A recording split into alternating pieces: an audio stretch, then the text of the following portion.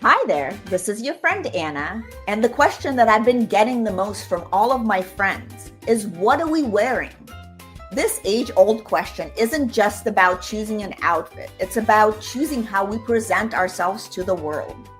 I created the I Want Her Shoes podcast to dive deep into what it means to dress with intention, whether you're heading to a council meeting or just having a casual day out with your family. Join the conversation as we explore the power of personal style and the decisions that shape our public personas. Put on your favorite pair of shoes and step into my closet.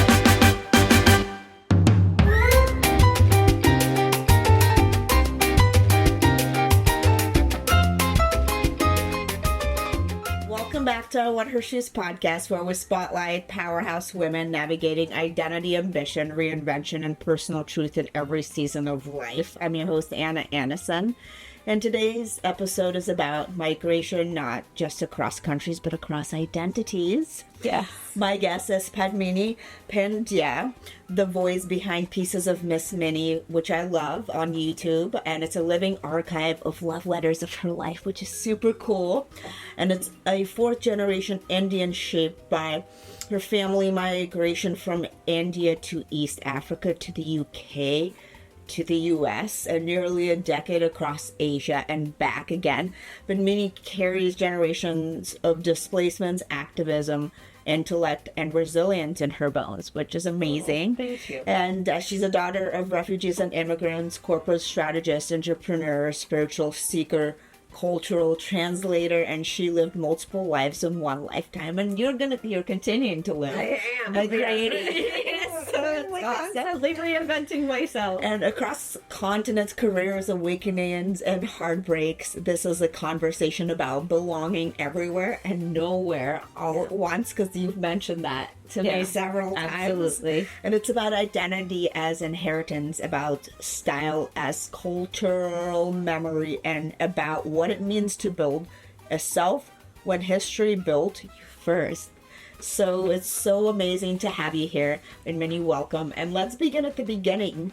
When you say you are fourth generation Indian shaped by migration from Uganda and Kenya to the UK and beyond, how has that lineage shaped your sense of identity? And tell me about your background. How did this all start for people that haven't seen your amazing YouTube yet? Thank you very much, and thank you so much for having me on here in this fabulous environment.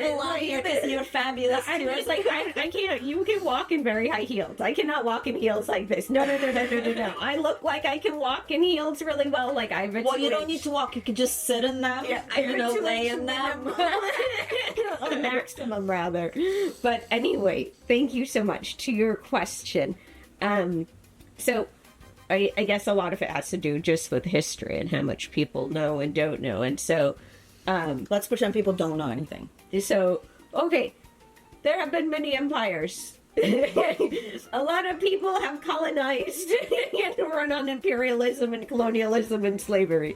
So anyway, the British obviously have had some very large imperial footprints. East Africa and India being two of those. And so in the 1800s, there was a lot of migration from the northwest of India into East Africa. So obviously they are separated by an ocean, and it's a pretty direct shot across, even though it's a very large ocean.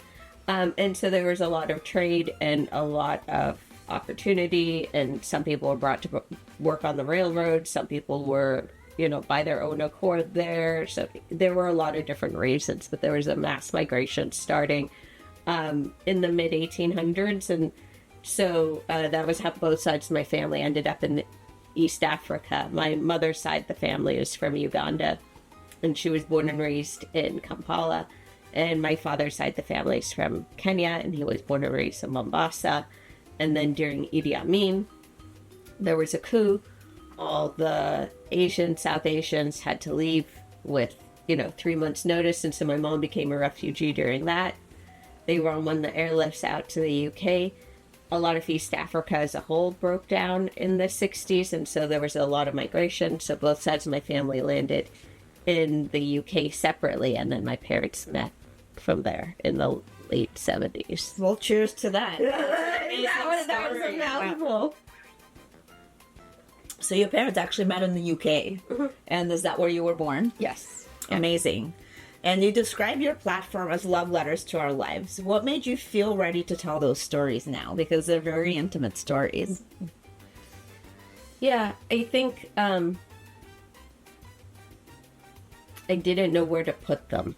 You know, I had to do something with them. And I think like my heart had been broken by people, by life, by circumstances, by, you know, seeing the true nature of people, by, you know, life in general. But it was like, I was also healing from so much. But I needed to tell my story. It was like a calling that I had, like, psychically, where it just had to come out. And I like digital media. I like video in particular. I think there's so much when you're telling a personal story, so much more there. And I'm just not naturally a writer. So I just leaned into, you know, the YouTube version of it. Well, now with AI, you can make them all into beautiful stories, you know, so you can maybe do a book from them, you know, because you could just feed the videos in and it'll write the book that you could edit. You actually are the woman. I'm like, yes, actually, there are a couple questions I will have for you after this. Yes, I'm happy to answer. And well, let's get back to you. It's such a, you know, you're such a unique person. And as a daughter of refugees, immigrants, and activists, what emotional inheritance did you grow up carrying? And I'm sure it's a lot, and that's why you have these love stories. How has really that influenced your ambition and reinvention? I feel like it probably has, right? Yeah, a lot.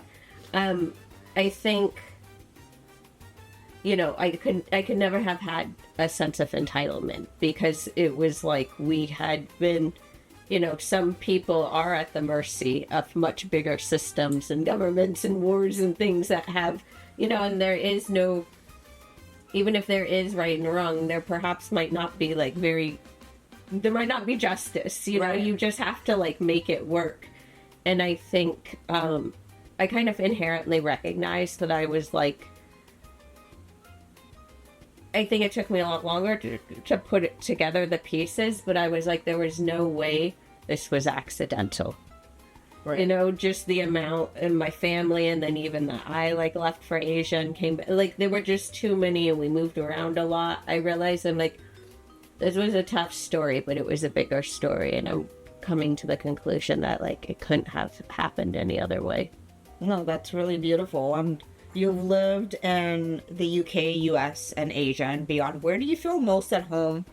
And does home even mean the same thing to you anymore, because you've been in so many places? By the way, this is amazing. See, I told you. What is going on? So you discovered something new. Holy, little jalapeno in the wine. That's what we have, ladies and gentlemen. So it's so good. If you haven't tried it, I don't know what it's doing chemically to the wine. It gives it that little kick, right? Yeah, and it kind of like opened up a dimension of it. Yes, that wasn't there because it was a little too sweet before. Really nice. Well, cheers nice. To that again. And I met you in Miami, so I know that you live around here, but is this home, or where is home to you? I think this is my second stint with South Florida, and so it is actually the only place I've ever lived twice. And in that respect, and my parents have been here for about 25 years, and so, you know, and they're getting older, and either I was going to land somewhere and they were going to come to me, or I was going to come back here, and I'm glad that they're here. So, like, home is, you know, where people say where the heart is, and it's like, but I definitely do, you know, I have a lot more familiarity with South Florida than I do anywhere else at this point, so it's South Florida, I guess. Yeah, I think it's fabulous here. Yeah, so it is. I mean, I'm glad. Yeah, I'm not complaining. I call this home too. For once, I'm like, they got it right. And you've had multiple careers: corporate strategist, entrepreneur, global operator. How do you reconcile spirituality with boardrooms and M&A negotiations? I mean, there's a lot of instinct involved. Right. So I think, like, a lot of times when I have been in meetings and in negotiations, I have been able, because I have claircognizance and clairsentience, I have also been able to know when somebody's lying or when they're telling the truth as well. Yep. So I think, like, And the more and more I've been tapped in, it's like everything is about negotiating or navigating people. Everything is everyone's like psychological dynamic, which you can't see, but you can sometimes infer. And then it's basically like, and then how we all behave and react to each other. And actually, like, working for organizations is really weird because it's like you're putting yourself on the line as like a person and an individual, but like if you're an employee, it's also kind of weird that, like, you know, you're basically a mercenary, but like that kind of loyalty can change at any point. So you kind of have to understand who the people are underneath. Yeah, no, I feel like it is really about the people, right? Yeah. And spending 10 years, a whole decade in Asia and regional leadership roles, what did that chapter teach you about cultural nuance and power dynamics? Because it's so different. It's not the same as it is here. No, not at all. And I think, not to make that question even more complicated, but I think I can only speak from my perspective, and I was already a very complicated person to digest. Actually, like, being Indian American or British Indian or Australian Indian was actually, those are more common in those markets, but it's like going to Asia, I was basically perpendicular to every stereotype or assumption. Like, I wasn't married, I wasn't a trailing spouse, I had my own career, and I have a lot of education, and I had senior roles, I had very public facing roles at times, but it was like, the Indians are either, in Singapore in particular, the Indians are either South Indian, when they're generational Indians in Singapore, or they're basically expat Indians who are the whole IIM, IIT crowd. So it was like, is this like Indian American, British, East African single woman doing these like crazy roles? Like, no one knew what to make of me. So it was exhausting. I felt like I had to like really accommodate a lot of people's biases, like their misconceptions and like stereotypes were now my problem. It was exhausting, but I think, like, to a certain extent, I hope like I evolved people as well, that they could see like there are different people than you. Yeah, exactly. You can't put everybody like, in a box, right? The world is a nuanced place. Yeah, and let's talk a little bit about belonging for women who feel in between cultures, between careers or identities. What have you learned about standing confidently in the in-between lines? Because you're the person that is the best to talk about that for sure. I think there are a lot more people at the in-between than we recognize. Even if they're a minority, they're a much larger minority. And I think, like, life is... They're more mixed race kids now, mixed religion. They've lived in different cities and different countries. I think what I had to recognize was we were a few generations ahead of the curve. Yep. That, like, in a generation or two, stories as complicated as mine could exist. It will exist. And so I'm and not they should exist. Yeah, yes. And I'm not the only person, but I just realized I was like, I was early. Yeah, you took one for the team. Yes. I took a number for the team. Well, cheers to that. I think you've definitely kind of like spearheaded this whole... You were kind of the nomad before nomad was like something that existed, right? Like, I wasn't volunteering. Yeah, exactly. Yeah, I feel like that's kind of what you were. And let's talk a little bit about spiritual awakenings, burnouts, rebirths. What was your most transformative turning point kind of during your journey, and how you continue the journey today? There were, I think there were 2 or 3. The death of my late ex-husband. That one took my legs out from under me for like a solid year. And I think that was where, like, I really, it evolved. It just, like, it hit me harder and deeper. But I'd say also the second one that I would credit would be doing ayahuasca. Ayahuasca changed my life. I don't want to do it again. Like, keep it the fuck alive. Yeah. I don't even want to smell Yeah, I haven't done it, but I hear like that what you're saying, it can really change your life. So maybe you could talk a little bit more about that and share your experience. Yeah. I did it when I was basically at rock bottom, but still didn't, like, rock bottom as far as, like, how down I was on myself. Right. But I could see it and I couldn't see it. I still was, like, lying to myself. And ayahuasca will just, like, strip everything out. And so it was horrifying in one respect because, you know, at a certain point, everyone has to be accountable. And I never really struggled with accountability, but I think, like, it was also, I could see people. It's like everyone's masks that I already knew they were wearing, but it was really like, see that. and literally they all came off. But then at the same time, like, I didn't realize how plugged in to God and the divine I really was. And I think, like, that also just completely, it humbled me, to say the least, but, like, it completely reignited me. And that was, like, you know, that was a couple years ago, but that was really, like, that changed my DNA. Wow, that's amazing. I love Yeah. that. Thank you so much for sharing. I'll have to, cheers to ayahuasca. Yeah, I was like, no, like, I'm not suggesting. I don't want to be held responsible for. But it sounds like if that's, you know, the right time of your life, that's something that can really help you kind of find that center that you're And I looking didn't for. even know. I wasn't looking for it. It was a mentor who told me to go, and he basically did the introduction and set it up. And he was right. But I'm glad I didn't even, I showed up so ill prepared. I did not read any of the instructions. I did not do any preparation. I had no idea where I was going. I had, like, I just showed up thinking. And this you is were something. present and you got what you came for. Yeah, I got my So- ass handed to me. But then Yeah. you said Like, I feel like I needed it. you needed it. And well, now let's bring in fashion. How has your personal style evolved through your migration? And do you see your wardrobe as cultural storytelling? Just because it must have been so different from Asia to the UK to the US, you know? Yeah. Like, I think it's like, so there are a couple aspects to it. One, you know, my father has 5 sisters and they were all into fashion. So growing up in London in, like, the 80s and stuff, and all of my aunts were, like, so, you know, fashionista, like, shopaholic, like, you know, so, and they all had different style, but, like, I grew up around it. And then I actually, you know, so we traveled a decent amount, so then you're picking up stuff, so it was like my wardrobe, thankfully, was inherently already kind of international growing up. I went through a lot of different phases. I have definitely made some, like, questionable sartorial decisions.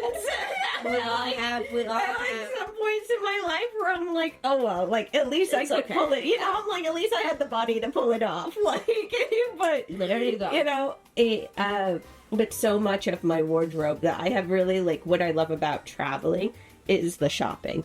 Yeah. Like, that is a big part of it for me, because then it's like you pick up such unique things that you wouldn't find anywhere else, and then they kind of become blended in your wardrobe. And so, like, I don't know how anyone would describe my style, because, you know, that also varies on, like, I always notice your jewelry. I feel like you have some cool jewelry. Oh, okay, cool. So yeah, like, do you collect jewelry as well when you travel? Jewelry's a huge one, because that, when you, especially because it doesn't take up that much space. Yep.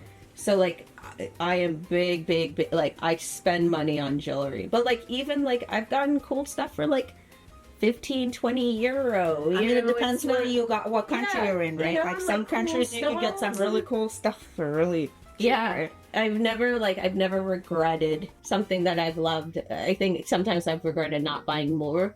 Like, there were, like, trips to India where, like, I should have just, like, I should have bought the whole store. Yeah, because I'm like, I'm still wearing some of that stuff.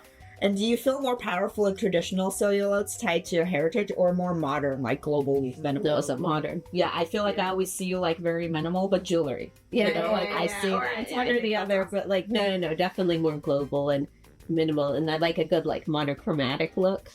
I like a very, very, like, I'm a little iffy on patterns. Like, sometimes they can really swallow me, because I'm not that tall. So, but yeah, clean, minimal. Like, I like a good silhouette. Yeah, I love that. And you talk about falling in and out of love multiple times and many reinventions. Damn, girl. What has remained constant in you? you know, as you go through all these different things, aside from your wardrobe, right? And jewelry. You know, like, I don't think, yes, I have taken a break for, you know, I've been single for about 2 years, and like, I really not even like paid attention to men, but like, I don't, things can hurt you and they will affect you. But like, I think I tried to like keep that contained to that person and not just like become bitter or, you know, be like, all men are like this or like that. Like everyone's very, very different. I think a lot of those relationships were meant to happen. I don't think any of them were meant to last. Right. I think the best is yet to come. Yay. It is. Cheers to that. It is. The best is yet to come, for sure. That's for damn sure.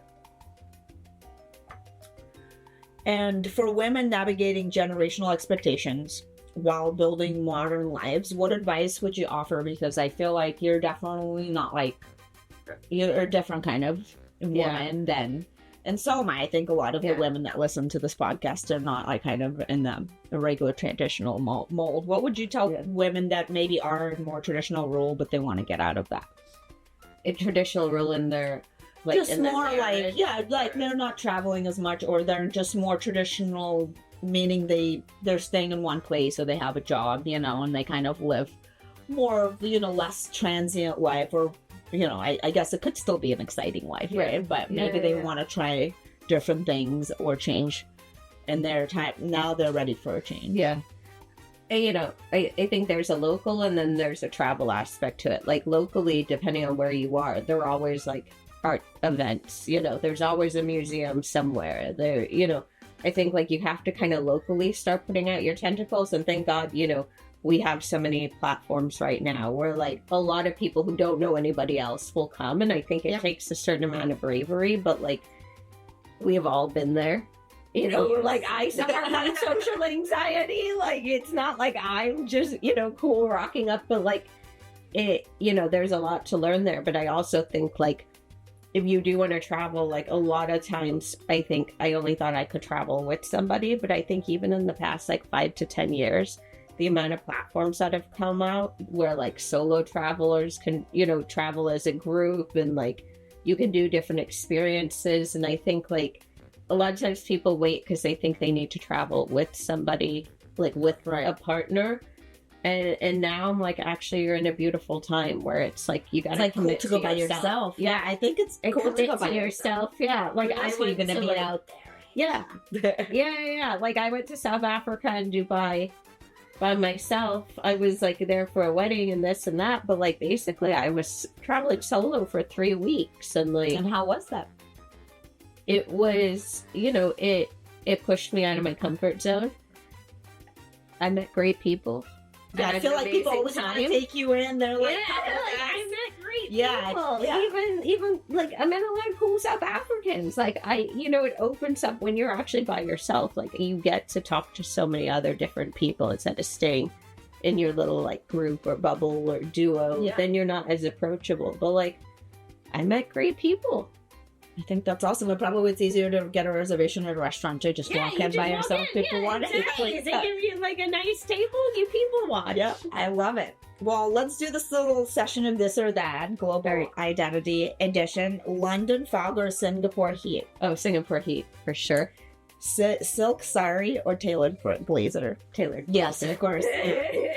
Boardroom strategy or spiritual retreat? I'd like to find a combination of the two. That's what I'm working towards. I like that. But, you know, right now, I guess spiritual retreat, but I am bringing the two together. Beautiful. Ancestral tradition or self-created ritual, or both? Ancestral tradition. Packed suitcase or rooted home? Probably both. Like, I guess a suitcase, like, give the option. Like, journal writing or voice notes? I know the answer. Yeah, voice notes. Yeah. Bold red lip or bare face clarity? I think I see it with a red lip. Yes. Yeah. Let's see. Calculated leap or intuitive jump? Could we argue that those are somewhat similar? Probably intuitive jump. Yes. I think so too. Belonging somewhere, belonging to yourself. at this point belong to yourself. Yes, like, oh, yeah, cheers to that. Yeah, Yes. seriously. Well, Padmini, thank you for bringing your layered wisdom, global perspective, and beautifully complex heart to the I Want Her Shoes podcast community. You remind us that identity is not fixed, it's woven, that migration isn't just geography, it's evolution, and that belonging isn't about location, it's about self-trust. And to everybody listening, whether you're navigating generational shifts, cultural duality, burnout, rebirth, or simply trying to understand where you fit in this world, may this episode remind you you're allowed to be plural, you're allowed to be layered, you're allowed to evolve beyond the map you were given, and your story is not fragmented, it's expansive just like you, and we'll see you in your shoes, and it's amazing to have you. Thank you so much. This was so much fun. Thank you. Thank you very much. This was Of course. It's so amazing. I know. Thanks.